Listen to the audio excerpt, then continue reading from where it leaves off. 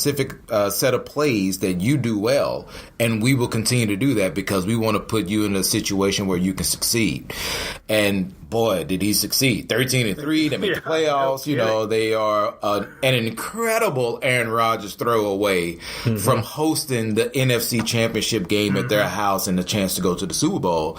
And then once they figured out, okay, this is the guy, they get rid of Romo, this is the guy to lead our franchise, the playbook is wide open. Now you're starting to get to where you see some of the weaknesses that you saw when he was at Mississippi State. When he was coming out in the draft, you had, okay, the guy, the further the ball goes downfield, the less accurate he is. And now everyone's clamoring for him to go downfield a lot so you can loosen up the defense. Well, that's not his strong suit. So we expect him to all of a sudden throw it downfield and just do what he's really not good at doing. So you would think that the coaches, seeing him for the third year now in mini camps and OTAs and training camp and all the practices, will realize and know what his strengths are and would want to just have those shine. So maybe he can get a little confidence back in him. If you start doing some of the things he's really good at, he gets that confidence back, and then he'll start doing other things. But it's been a tough sled here for the last probably 7, 8, 9 games, and I do wonder if that Atlanta game where he was sacked 8 times just took the confidence out of him. Like, we would all expect those guys to get out on the field and perform at 100% every time they go out because they're professionals and they get paid millions of dollars to do it. They're human, man. Right. If I get out there and I get beat up senseless in one game, then I may have a little hesitation going out there trying to do my job well again. So I think they got to get some confidence in him big time in these next few weeks, get the offense rolling, score some points, and then maybe you'll see the Dak that you saw in 2016. Well, I was wondering, Donovan, who's he going to throw to? I mean, you get rid of Dez. Dez is gone, and besides my guy, former SMU great Cole Beasley, where's he going to go with the ball? No, that's true. It's he had a really good security blanket in Witten. Witten's talent may have been declining a little bit, but he still was right where you needed him to be. Find the soft spot and go. If you needed to go 7 yards and Witten to turn around, he was going to go exactly 7 and turn around where you knew you can deliver the ball right there, and he's going to catch it.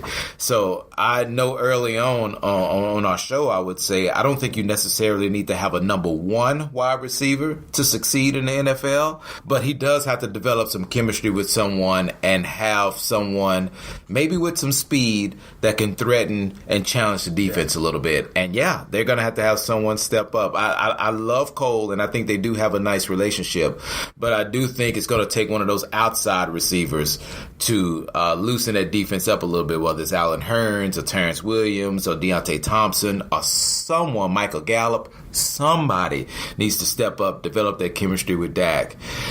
Fortunately, that was just one game, 1 week. You have 15 more of these things to go, so you have a little more time to try to develop that chemistry for sure. This is Donovan Lewis on with Sean Williams and Ryan Trimble on Deconstructing Dallas. Donovan, you can hear on KTCK The Ticket from 10 to noon daily with Norm Hitchkes. Well, while we're breaking down every part of the offense, I guess I'll move on to the offensive line, and which has been the strength of the team, really, on both sides of the ball. It's the offensive line. And I think really, for the most part, it's been built around 3 players, with Tyron Smith, Zach Martin, Travis Frederick. Now Frederick is out with an autoimmune issue that he's dealing with.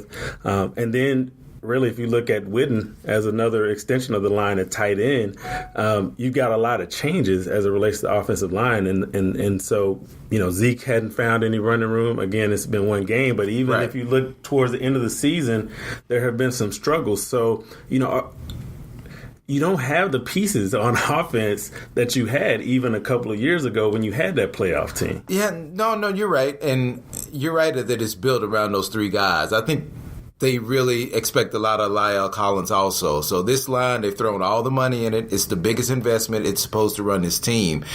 And the one thing that I don't like is just the convenient excuse of one of those guys being out. So, okay, well, they can't function because one guy's out. And if you have one piece out of three that's not there, you still have a couple of those pieces in this really expensive, big offensive line. So, man, I don't like the excuses. They got to go out there and perform well, even if someone's out. I don't think Looney did a terrible job at center replacing Travis. It's a step down in talent for sure, but those guys have got to get it together. They are the key. They're the ones that's going to make this team go. And if they aren't playing well, then this offense is not going to play well.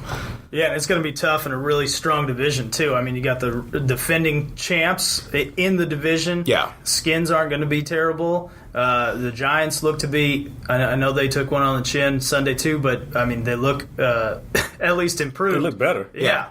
And so look across the broader NFL. What are you seeing as far as who's going to come out of the NFC, who's going to come out of the AFC? Look in your crystal ball for us, if you will, Donnie. I think Philadelphia can be had. It's funny because they struggled in that first game against Atlanta, but they still won the game. Nick Foles, I think that magic 2-game run that he had, it was going to be looked back upon and said, wow, how did that dude do that? Because if they have to count on him for another 6 weeks, you don't know when Wentz is going to be back. They could be behind the 8 ball, but hey, they are grinding out wins, something that the Cowboys just seem like they can't do when they don't have all their pieces, just grind out a win.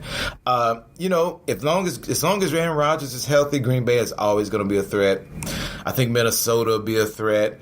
The Rams, that they didn't play their guys in the preseason, and a lot of people said, hey, you got to play those guys in the preseason. They didn't, and they smoked the Raiders last night, so they'll be good. I think even with the bad performance Atlanta had, they'll be good also. That's why it's so disconcerting to see Dallas get this slow start now, because you can't afford to lose ball games when your defense plays probably as well as they can against a decent Carolina offense. Shut down Cam Newton pretty well. First quarter, Cam Newton was running all over the place. And then they figured it out. They made those in-game adjustments, and they played well the rest of the time. So you can't waste performances like that. So my crystal ball is kind of cloudy a little bit. I will tell you, I think we'll win, and they would have no shot at winning. But I'm not on the jump off the train with the Cowboys just yet. They have a long way to go, and I think whenever you have Zeke and Dak and that offensive line, if they can get it together, then they'll always have a chance to win football games. The key is they've got to get it together. One more on the Cowboys and I guess football, because for the last few years I played fantasy football. You know, when you play fantasy, you watch the whole league. Sure. When you aren't, you focus on your team a little bit more. And so looking across the league, to me, it feels like just the Cowboys play different. Their philosophy is different. And I know, this is really about coaching, and you can even go about how the team is set up. Right. But just on the general philosophy of the way you see the Cowboys play a football game versus other teams that you watch, it just seems different. And I even hear people talk about, well, North Turner did this for the Cowboys in the 90s. Well, if you're doing what you did in the 90s now, you're not, North Turner isn't even doing what he did in the 90s exactly. Sure. So, I mean, what do you see when you look across the league, because you were kind of breaking down some of the teams, as it relates to how the Cowboys game plan versus other teams? The NFL is a passing league now, and we all know that, but the Cowboys are built to run. So when they're trying to run and it doesn't work, it looks awful. It looks boring. It looks like it's the worst play calling in the whole wide world. But when it works, it's a thing of beauty, seeing that offensive line just run block, power off their blocks, open up holes, and Zeke's running through it. If you can line up and say, you know what? They know exactly what we're going to do, but we're so good at what we do, they can't stop it. That is probably the most beautiful brand of football you can put out there. And yes, they're built differently than the rest of the league.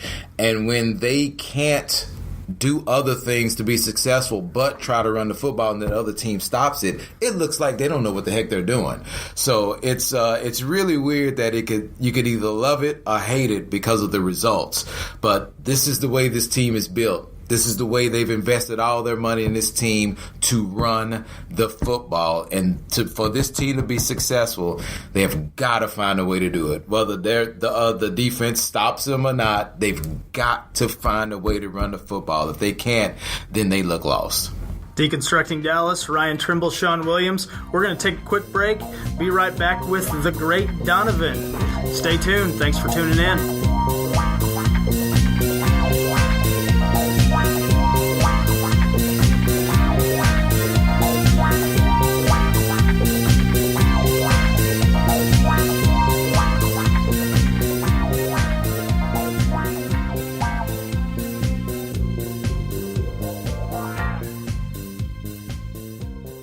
Texas A&M has a new on-campus full-service world-class hotel and conference center, the Doug Pickcock 49 Texas A&M Hotel and Conference Center, and guest room options are still available. Your tax-deductible donation to the hotel comes with a guest room option that gives donors exclusive reduced room rates for all home game weekends, a dedicated concierge to help with reservations and trip planning, and access to valet parking. Lock in your donation and room today by calling 979-429-2153 or go to TAMUHCC.com. We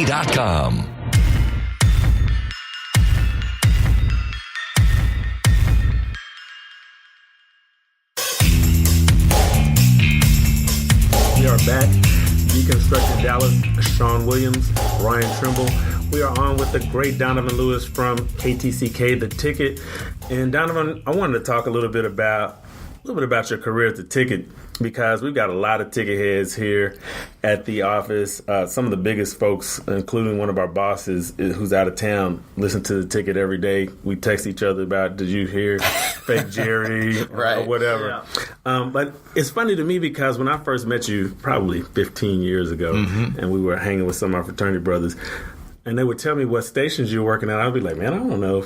I don't know what station it is. Is it K104? Is it 979? Yeah, I don't know what that is even. Right. And so, I didn't know anybody black on the radio who didn't work at the urban station. Sure. Sure. So can you talk a little bit about your early career in radio and kind of how you came up to even get to The Ticket? Absolutely. I graduated college in '93, and when I graduated, my uncle Perry, gave as a graduation gift a lunch with Bob Ray Sanders, who used to work at the Telegram, but he had a show, an evening show from 8 to 10 on KLIF 570. It's just talk radio. So I had lunch with him, and we sat there and talked for maybe an hour and a half, just bent his ear about everything. And he called me a week later and said, hey, I think they have a job opening at KLIF. Won't you come apply for it? Went and applied for it. I had never heard of KLIF before in my entire life, and applied for the part-time board operator job. Got the job back in '93, and I've been in the company ever since. So I've worked at KLIF for 10 years. Started out part-time board operating on the weekends whenever they needed me. But that's when The Ticket started. Right. So when The Ticket started, they pulled a couple of people from KLIF over with them, so it gave me the opportunity to move up as far as when I was at KLIF. So I started working with Kevin McCarthy on his show in '94, and I worked there for 5 years with him. And they moved some stuff around. They changed the format on KLIF, and I started producing one of the newer shows on the new format that didn't work out so well. But then in 2003, I moved to 93.3 The Bone, this classic rock station. And I had no idea about classic rock, never listened to the music, almost didn't take the job. The job was producing the morning show, and I wasn't going to take it. And they had music? Yes. Okay. Yes, okay. It was my first dabble in music radio, yes. And almost didn't take the job because I didn't know anything about the music at all. And I remember one of the big bosses calling me into his office and asked me, had the program director from the Bone talk to me? And I said, yes, he did. And he looked me right in my face and said, you really need to think about taking that job. So I thought, okay, maybe my time at KLIF was ticking away, and he was just trying to give me an opportunity to step up my game a little bit. So just kind of jumped out of my comfort zone because I was very comfortable where I was and just doing what I was doing. Stepped out of the comfort zone, jumped into it head first, and produced the morning show at a classic rock station. And it was probably 3 of the most fun years I've had in radio. It was awesome.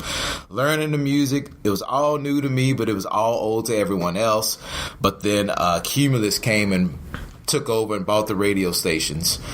And when they did, they fired everybody at the bone, and I thought I was going to get fired also. But they came in and said that they were going to give me an opportunity to work at the Ticket because they thought that it would be a good fit.